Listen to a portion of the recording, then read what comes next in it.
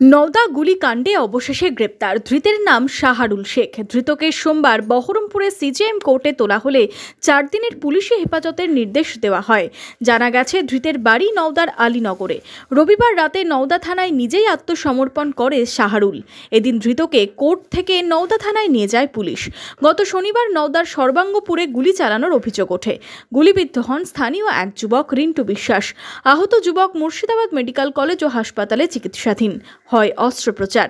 এই ঘটনায় আহতের পরিবারের অভিযোগের আঙুল তৃণমূলের দিকে।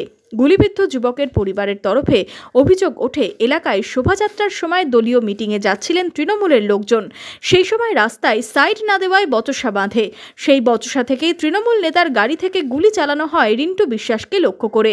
ঘটনার পর থেকেই চাপা উত্তেজনা এলাকায়।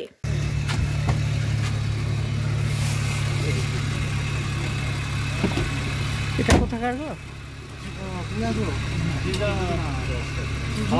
কোথাকার?